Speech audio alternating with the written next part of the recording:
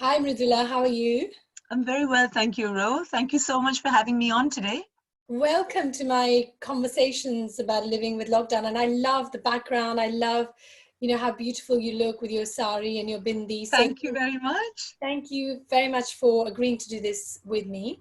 But before we sort of go on to the whole topic of lockdown and what that's meant for you, I would love for you to tell our viewers a little bit about you. Okay, so my name is Mridula Kaul. You'll see a little head peeking in here, who's my daughter. Do you want to say hello? Hi, Good. Annika. Hello, darling. How are you? I'm good. Good, good. Nice to Okay. see you. Okay, yes, it's really cute. Can you shut the door? That's a wonderful introduction, isn't it? Completely. I love it. This is what I love about these conversations. They are completely real, and yeah, sorry, carry on. so yes, hello again. I'm Mridula Kaul. My friends and family know me as Ruby, and some of you might as well. I'm a business professional that has worked for several years across different industries. So I've worked in KPMG, from corporate finance to AXA insurance, to the government, and currently I'm taking a break. You can say for me, this period of isolation, as it were, has started earlier than the forced lockdown. Isolation from the corporate world.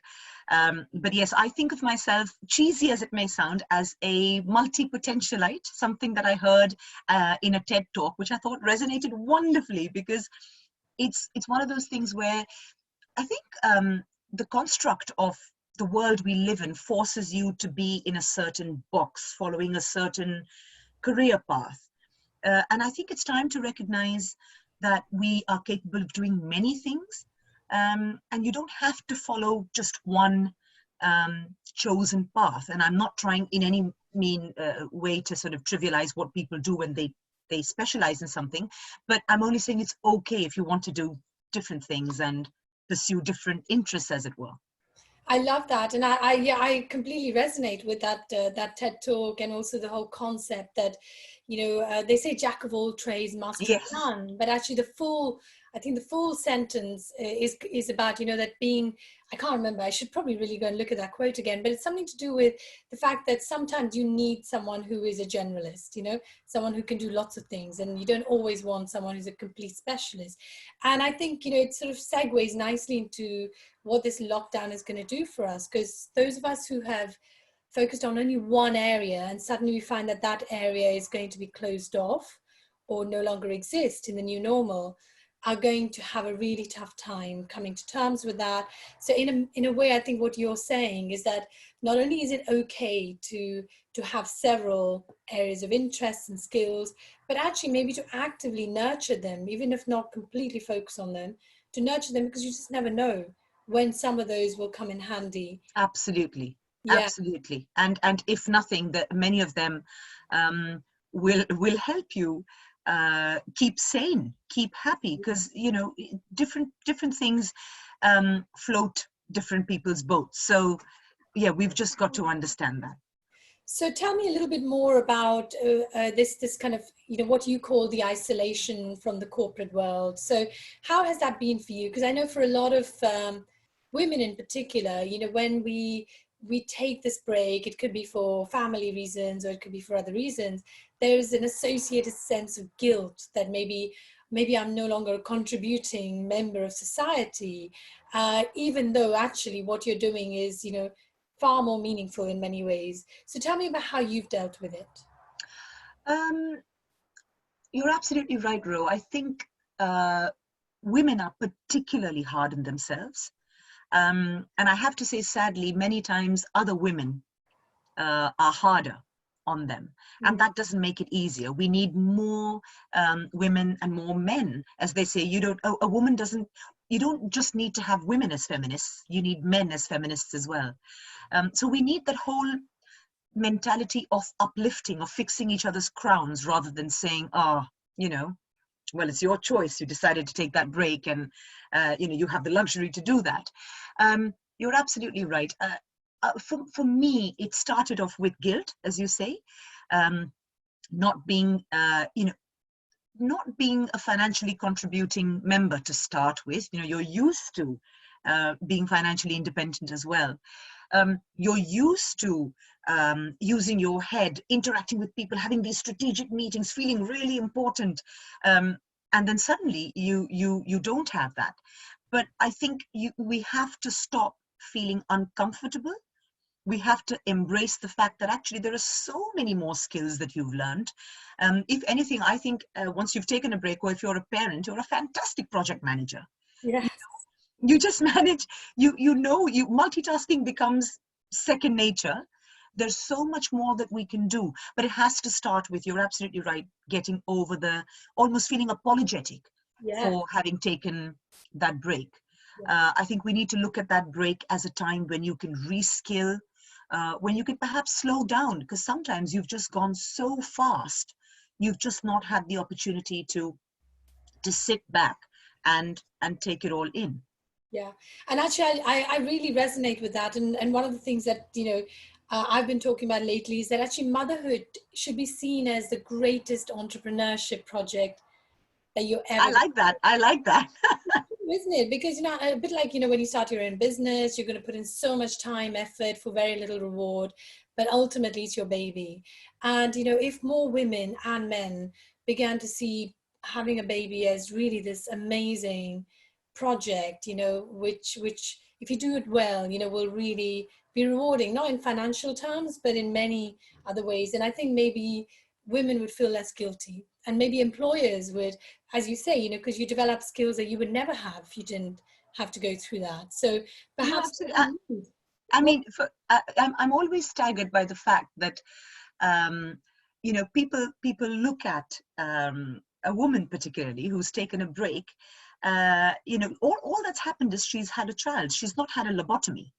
And I think we need to almost tell people that there is a fully functional, very skilled person that is not in the workforce that could be.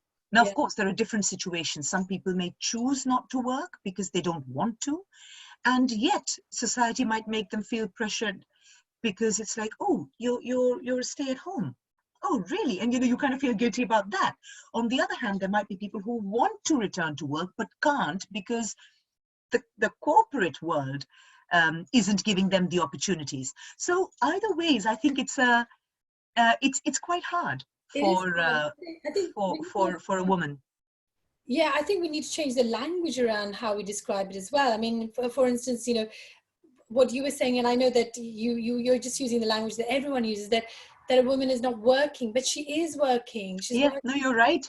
You're absolutely right. In fact, I think when I think about it, that going to work felt like a bit of a break, from household chores, and so actually it's hard work, isn't it? Being at home. It is absolutely. And it's, you can't unsee certain things. You can't unsee that there's a pile of stuff that needs to be put away.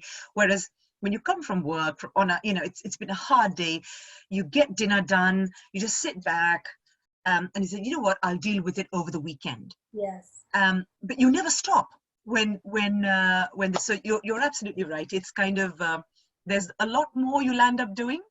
Absolutely. So let's talk about how, obviously it's given you a little bit more time, this, your enforced isolation from the corporate world.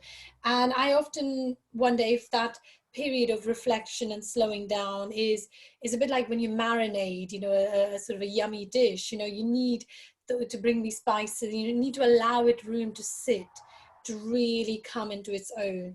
And has that been the case for you? Have you found that this period has really allowed you to unleash some creative elements that you probably knew were in you, but you were not ready to show the world? Yes, I think so. I think what increasingly I started to realize that all the things I love to do, I love to tell stories. I love to use humor. I love all kinds of trivia. Gosh, if I could, get paid for every bit of nonsensical, unusable trivia I knew, I would be a millionaire.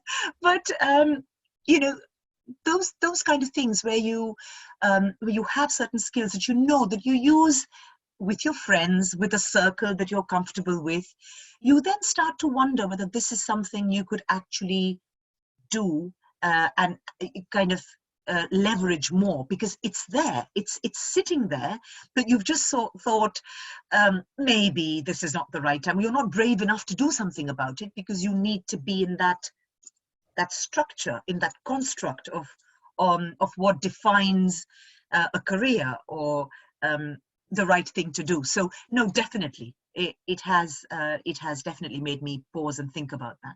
So tell me a little bit about some of those things that are now, and certainly from following you on Facebook, I feel that it's coincided very, very neatly with lockdown and people's need for diversion and entertainment, and you have simply provided us with that. So tell us a bit about that.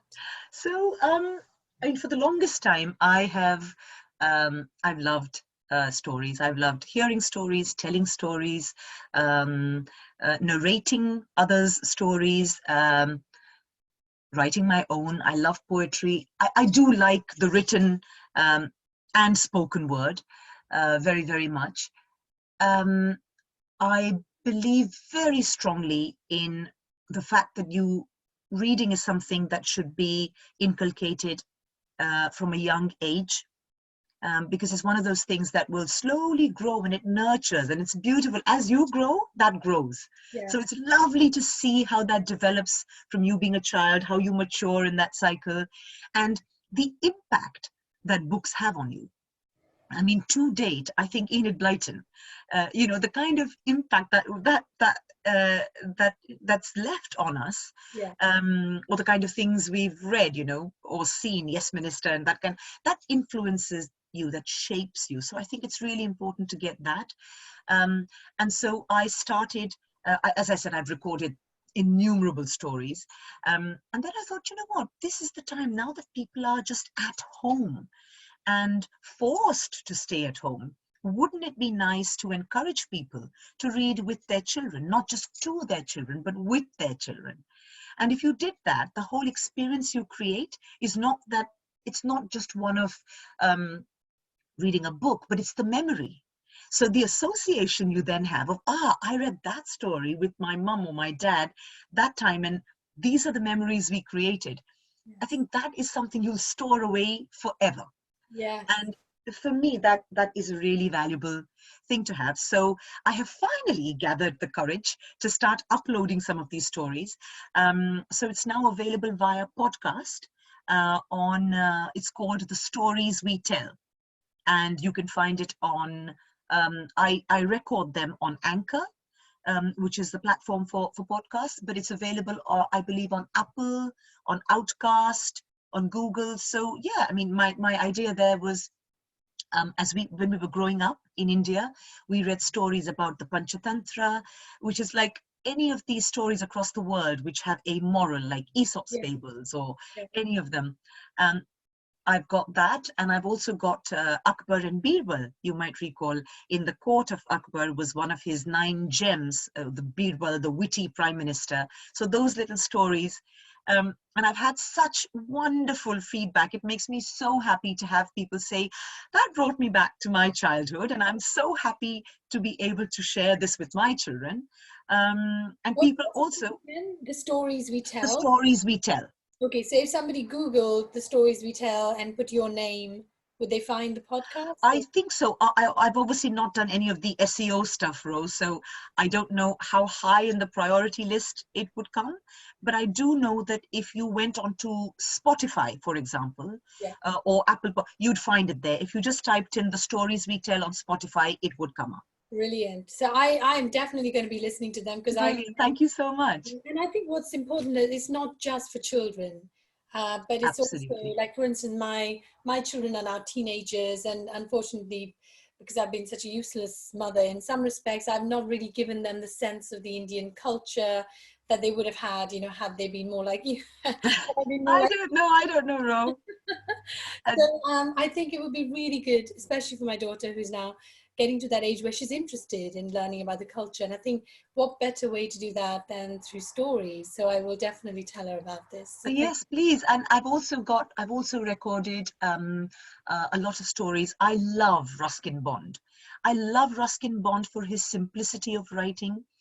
It's lucid, it's simple, it's the imagery it evokes. It's just beautiful. So, and what I love is it uses simple English. So someone who's reading it doesn't necessarily have to be from India, yeah. but someone who's actually non-Indian would benefit much more because they get a very clear picture of Yeah. what that village there, and he was brought up in North India, so that part of the world, and growing up in the hills, being one with nature, it's just the simplicity of his writing and the depth, really are something that draw me to it. So Yeah. yeah, I would say there is, of course, the element of uh, as you say, the Indian background, but I wanted it to also be just the experience of reading and creating memories with children. And I thought this is probably the right opportunity.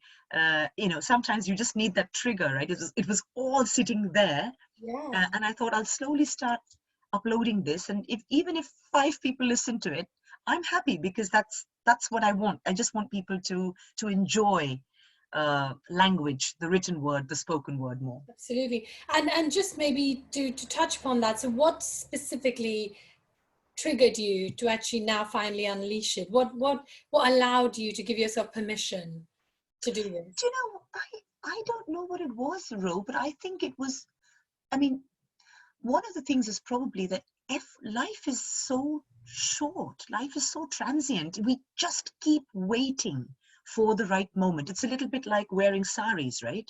You keep thinking, oh, there'll be a wedding and I'll wear it. When I go to the temple, I'll wear it. Or when there's a graduation. But you don't have to wait for a special occasion to do anything. Yes. And I think the time is now. So it's got to be the whole carpe diem, just seize the day, do it now, because you don't know. You just don't know what lies ahead.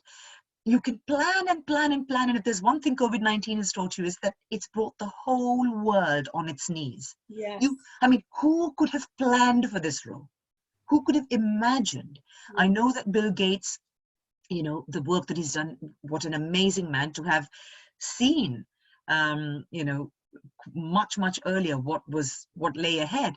But Yes. no one expected the scale of this, and no one expected the speed at which things would just come to a halt, and the way it would just come to a grinding halt. You're not talking kind of slow transition, although in some countries we know we did go through that. But the fact is, I just thought, why not? What am I waiting for? And my friends have been telling this to, my family, my mom, and they've been like, just do something, you've got it there. Why don't you share it? And I thought, no, there's so many people who do it. There's so many people who've got their stories and who probably do a much better job than me. But this is where, again, coming back to comparison. I Yeah. think as human beings, we tend to compare. Oh, but it's already out there. Why should I? And then as women, you kind of compound that more. And you you then say, oh my God, no, I'm not perfect yet. Yes. And you and I have talked about this, but it's got to be progress over perfection. We can't wait for that perfect product. We've just got to, even if it's half-baked, get it out there, but at least we got to get it. So I suppose it's just that, a bit of a penny drop moment. I love that. I love that. And I think it's fair to say that even before this lockdown and, your stories, and we're going to talk about some of the other things you're doing as well. But I want to sort of talk about the sari experiment that you were part of. Now, tell us a little bit more about that, because that went on for quite a while, didn't it? Was it 100 days or something? 100 saris. 100 saris. Okay, tell us about that. That was fascinating. I've always loved saris since I was a child. Mum was a teacher, So I used to watch her wearing these crisp cotton starched saris, and in India they're properly starched and ironed and really well maintained. And mum would wear these gorgeous saris, and then she'd ask for help. She'd say, "Can you just help me with the pleats? Just help me position them." And I'd be standing there and ironing them out and making sure they were all at the right level. I think my love for the 6 yards, I didn't even probably realize, but it was just taking place, just going into my system, and I was getting draped in that, metaphorically as much. And somewhere, and I always knew I loved saris. So, even if it was farewells, and even when I was in school, I would tend to want to wear a sari. So that for me was something that was there. But when I moved to the UK after I got married, there was this thing about, I don't have where do I wear them? Where's the occasion? And then I joined the world of, then I was on social media. But I think Instagram was the trigger on that, because then I noticed this movement, which was the 100 sari pact. Oh. And I thought, okay, I've got saris in my cupboard. Why don't I just give it a go? Why don't I wear saris and see how it goes? I mean, I might get bored, because I'm intrinsically one of those people who just loves to chase many things and do many things. And I thought I'm probably going to get bored, but it just grew. The love for saris just grew, and it was incredible to find love, camaraderie, and a sisterhood of the 6 yards, and what we call sari sakhis. Sakhi in Hindi means friend. Yes. So you have this beautiful kind of network of sari sakhis all over the world. And for me to see that how the virtual transcended into the real, when you met some of these people, their knowledge of the 6 yards of different weaves. But most importantly, I think for me, what changed was it changed the way I felt about myself. Not so much made me feel more Indian, not at all, but it made me feel more confident in that I could wear a sari however I wanted to, with a t-shirt, with a sports top, with an ornate, like, proper blouse, with anything. And anything goes. And as long as I'm comfortable, it doesn't matter. So I'm not looking for someone's approval or validation. I think that has been the fundamental changing factor for me. That has just made me more comfortable in my own skin. So I can wear a sari hitched up like a, Kohli person, and I can wear it with trainers. But I'll in the winters, I'll wear it with boots. And I know it doesn't look matched and perfect, but it's okay. I can wear it on the tube. I'll hitch it up and run. I've run my 10K in a Nawari. So in no way, really? as it, I mean, no, it wasn't the 9 yards. It was a 6 yard tucked in a kashta style. But I ran. I held my sari, and I held my bottom, and I ran, but it was fun. Oh, that is amazing. But actually, I can see how that was a preparation almost for you to not care about what other people think of you, and just, being true to yourself. And actually, in a beautiful way, you suddenly made the sari, which to most people, including me, seemed like something that you'd only wear on certain occasions. You suddenly made it a beautiful garment that you could just adapt, and you made it more accessible to people who traditionally may be put off because they don't have the right fitting blouse or whatever. So I thank you for that, because I think I've been influenced by it, and it's given me a little bit more, I suppose, inspiration and courage to wear my sari in a way that's not traditional. So fantastic. Oh, that is so sweet. Thank you, Ro. I've been so encouraged by, just friends from school or college saying, I wore a sari with a t-shirt today, and I thought of you. And I said, yay, that's brilliant, because we've got these beautiful 6 yards or 9 yards in our cupboard. And I think the beauty of fabric like or attires like saris are because they're unstitched. You can do what you want with them. You can wear it like a sarong. You can wear it in a very tribal way. You can wear it without a blouse. You can just wear it like for one of my closest friends' 50th birthday, I wore my mum's 50-year-old sari as a dress. So I just wore it as a strapless dress with my petticoat hitched up. How And, clever you are. I and love it's that. just, but I think it's not, um, the thing is in our mind, you know. I mean, Yeah, if you think about it, Ro, in India, everybody, the house help, even the older generations, everything they did, they squatted, they scrubbed, they cooked in saris. So when we say it's unwearable or it's difficult to walk in, they did everything. they did They everything. even slept in saris. Yes. So I think it's all in our mind, and it, for me, it became a metaphor for overcoming the things that we the challenges that come into our life. Yeah. You know, we can overcome these challenges because they're in our mind. So it became a really defining, I think, time for me in how I looked at myself, um, the comfort with myself, and just telling you know, just knowing that you can do anything. You are your only um, impediment, as it were. Yes, I love that. It also seems to me that sari is almost like a metaphor for who we are. So, Yes, you can wear it, it's like we have different personas, we appear in different yes, roles as different people, and the same with the sari, you just drape it in different ways. yeah, exactly. That's brilliant. Exactly. There you go. So next time we chat, Ro, I want to see you in that sari. Definitely, it's a deal. So listen, I want to also talk about Shantabai. Uh, and I think it would be amazing if you could do like a minute or two of Shantabai to our viewers so they really understand what we're talking about. But first a bit about Shantabai. It is Shantabai, isn't It it? is Shantabai. So Yes. tell us about Shantabai and how Shantabai came to be. So I am a Kashmiri, but I've been brought up in Maharashtra, in Pune specifically.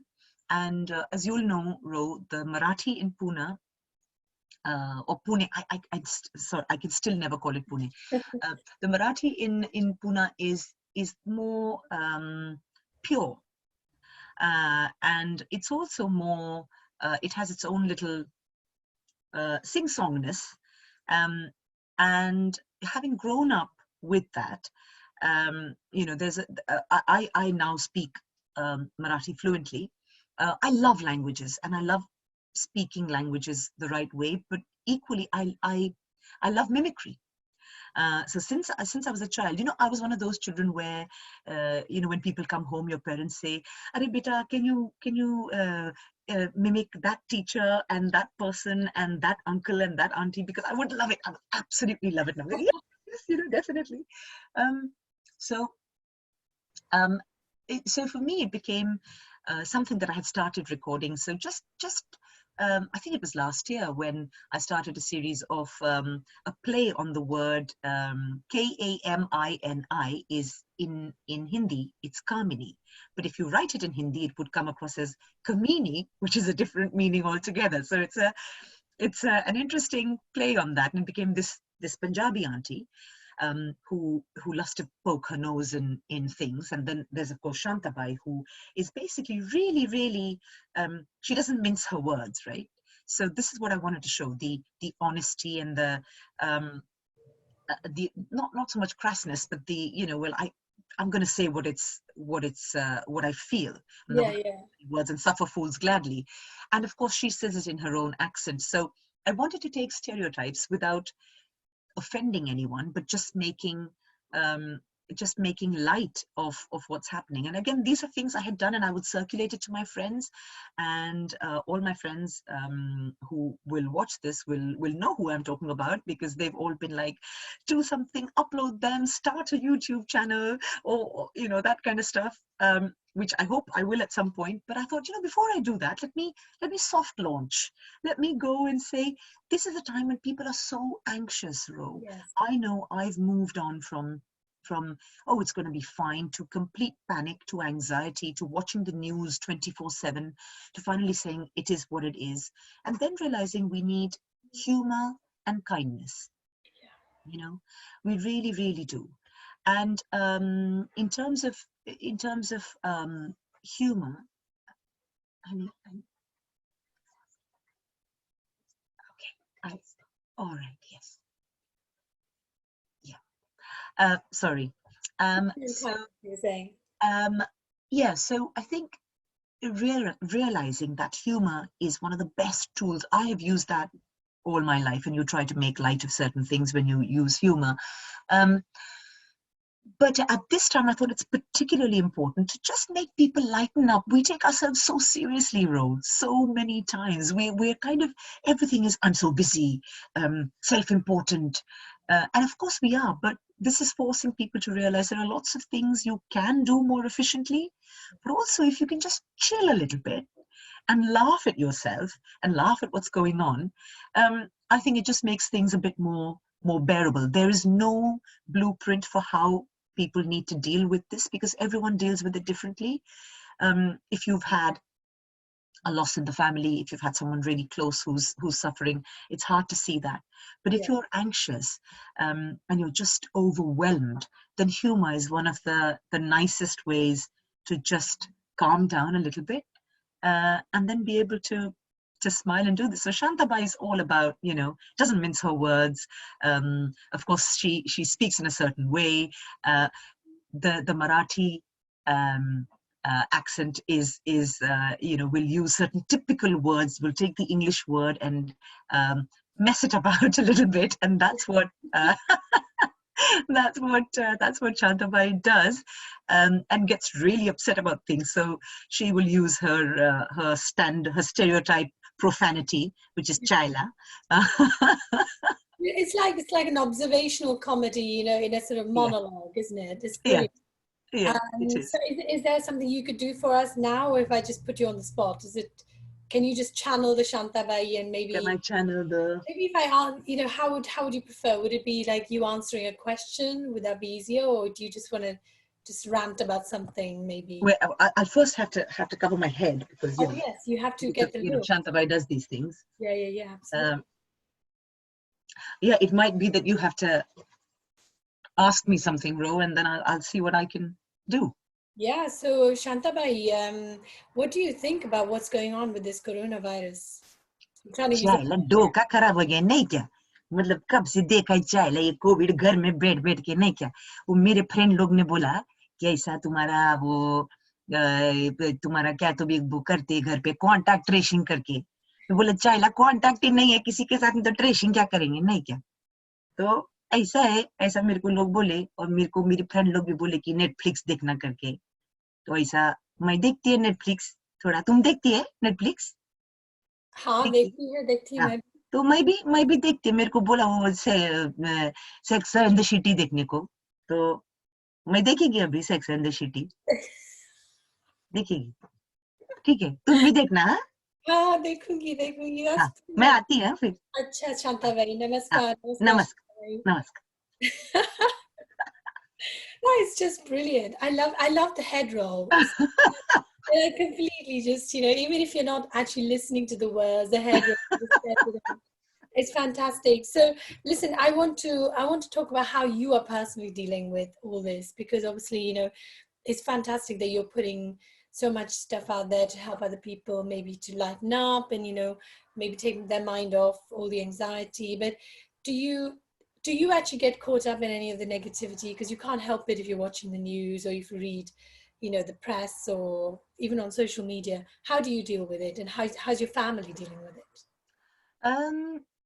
Yeah, I think there are times when you do get caught up with it. It's overwhelming. I think what people don't understand is, while yes, we have we're the privileged in the sense, Ro, that we can work from home. There are many who can't, and my heart does bleed for them. And then you feel this overwhelming sense of helplessness, that I'm not able to do anything for them. I'm not able to add any value at all. And I think that's where you need to rein in the negativity, because it comes back to the whole thing of I'm not adding any value, I'm not contributing, I'm just a burden, I'm not able to help anyone in any way. That's where I think for me, humor is very important. Physical exercise, I cannot stress enough how much that has helped. One of the things that I've started doing with Anika is the Couch to 5K. And that has just been, for me, transformational. I think more than her, I have enjoyed it. Just the fact that you can get out, there is a structure that allows you to walk a little, run a little, walk a little. You're outdoors. Yes, we're maintaining our 2 meters of distance, and we're doing all the right things. We're going to areas where we know there aren't that many people. But just getting out of home to get fresh air. So I just think for everyone, one of the biggest things is to get that um, outdoor exercise. Ensure that you're expending the energy that we've got. There's so much of nervous energy in there that we have got to expend that energy. However, you can dance at home, you can do yoga, something, but to be able to channel that, Yes. I think, is absolutely vital. So that has helped me hugely. I know there is a tendency to say, I just want to wallow today. And on some days, that's absolutely fine. You know, as I said again, there is no blueprint. So let's not beat ourselves up for not creating this beautiful piece of macrame or a beautiful, cake or not. On some days, we might be able to. And on some days, it's just possible that everything falls apart, and that's okay. So I think it's this thing of acceptance as well. Every day doesn't have to be a masterpiece. It's okay. There can be days when it's going to be broken. And that's absolutely fine. But what I have found, having said that, is I'm naturally a person when it comes to holidays where I say, let's not have structure. Let's just go with the flow, and it makes things easier.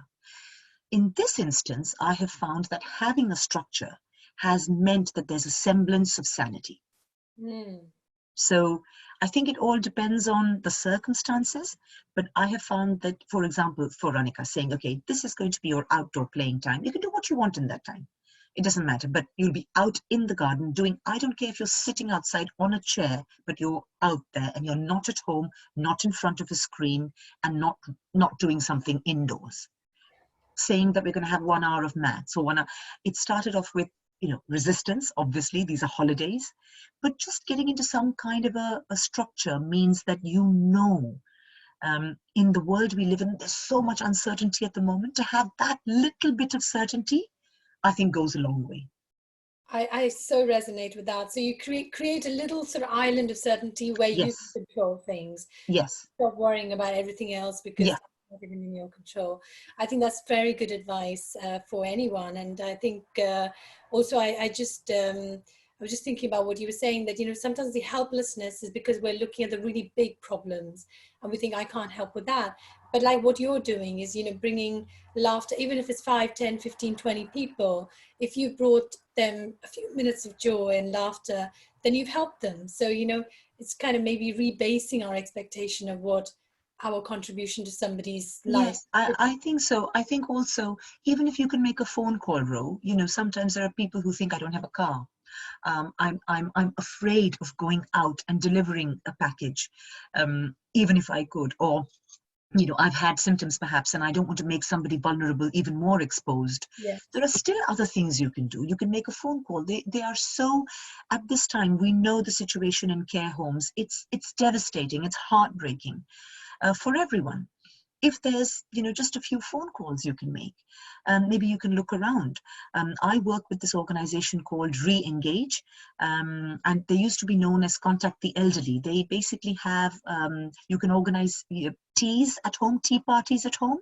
So once a month on a Sunday, you have these lovely ladies come home with their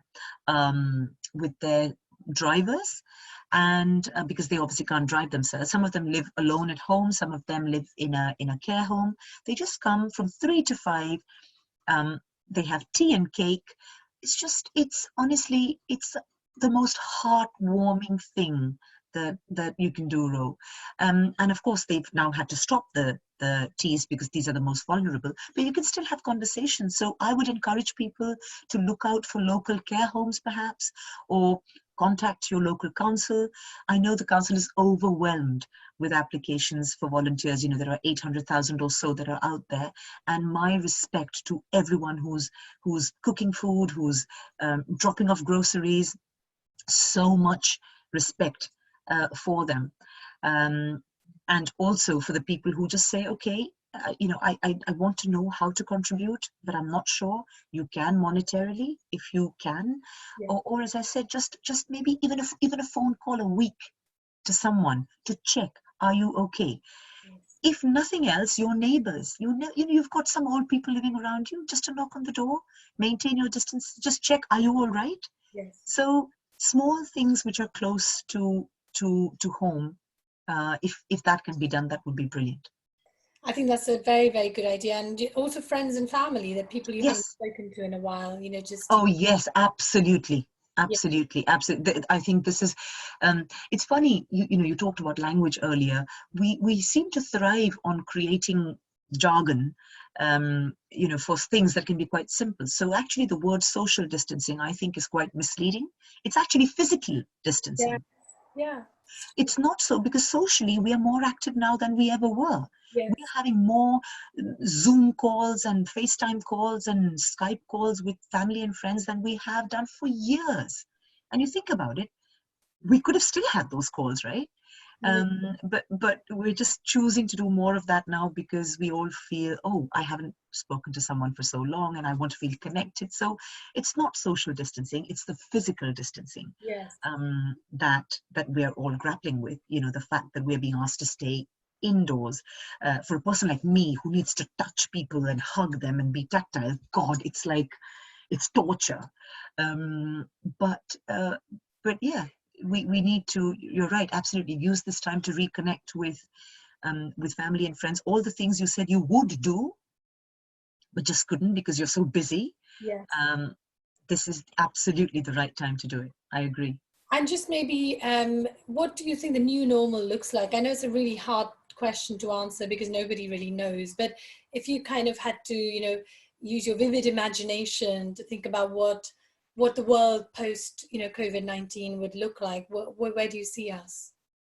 um, I think one thing's for sure, Ro, if we haven't learned anything from this, I want to say that it's going to be an irrevocable change, but then I think we also know humans are incredibly foolish.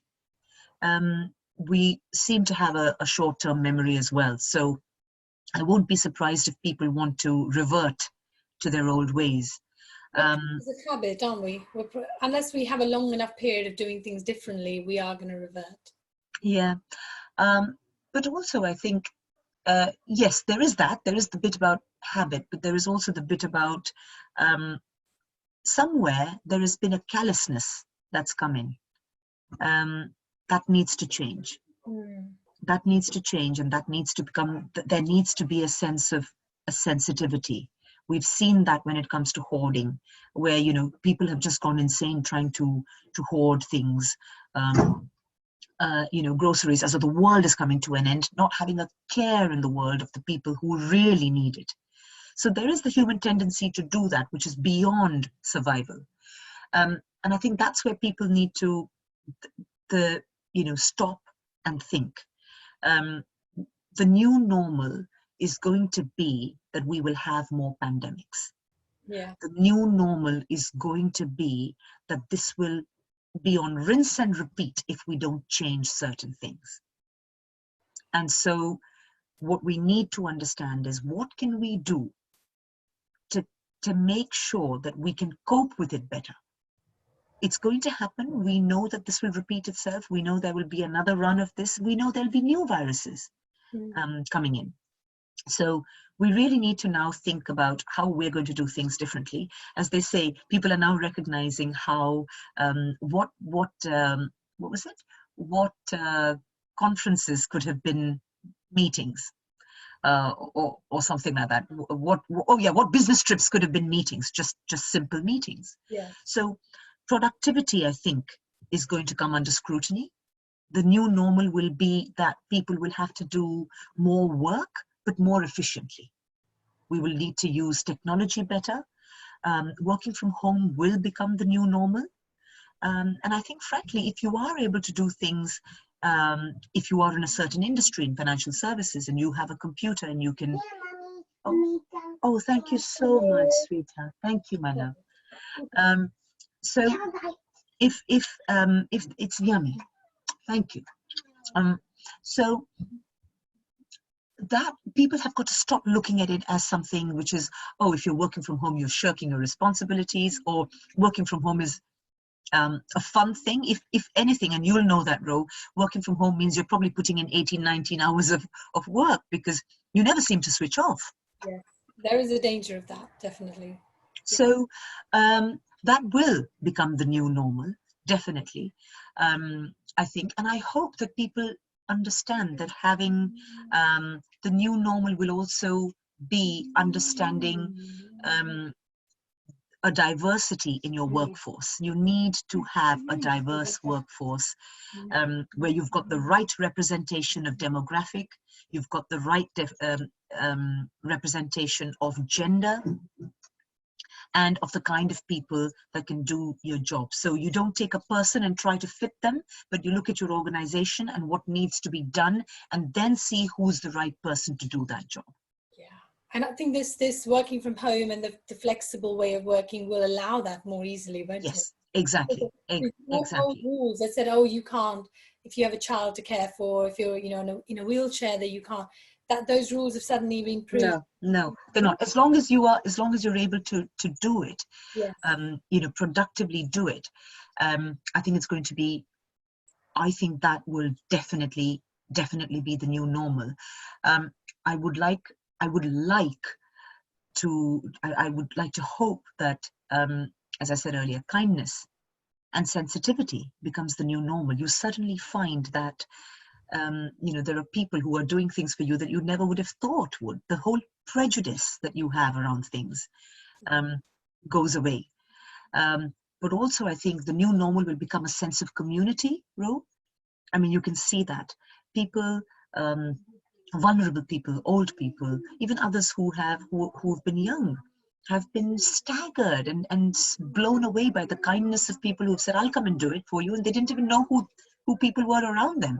In India, we've been used to the sense of community because, you move into a new house and you have 10 people coming in saying, right, I've got some yogurt for you, I've got some food for you, I've got some, but here that is something that had gone away in a way. And I think the sense of community is going to start coming back and becoming the new normal. I hope you're right. I think, we mustn't allow this crisis to go to waste, as some people would say, that we need to learn from it. Listen, it's been a fascinating conversation, Ruby and Mridula, and I wish you every success. And I think it's inspiring what you're doing, and you're bringing people, joy and laughter, which is such a key part of healing in my experience. So thank you so much. Is there anything you want to leave, any last message you want to leave people with? The only thing I want to say is touch upon what I said earlier. There is absolutely no blueprint for feeling and dealing with what we are dealing with at the moment. So do what floats your boat, but most importantly, do things that nourish your soul. The time that we're now taking to declutter things at home, see that, that which doesn't serve any purpose, do that with people as well. Keep those people in your life that make you happy. Do the activities in your life that make you happy. Don't wait for that perfect time. And just, I think, just allow yourself to be. It's absolutely okay. If you aren't producing anything absolutely fantastic, even if you're just getting by, and able to be together, and recognize the value of family. The family, appreciate them more. Everyone needs love. Everyone needs a little bit of gestures of appreciation. We need to do that more. So if we can do that, and be happy, everything will be fine. That is brilliant. Thank you so much. I've so enjoyed this, and I'm sure our viewers will also have really taken so many, messages away from that. Thank you very much for that. Thank you so much, Ro. Thank you for having me on. I really appreciate it. All right then.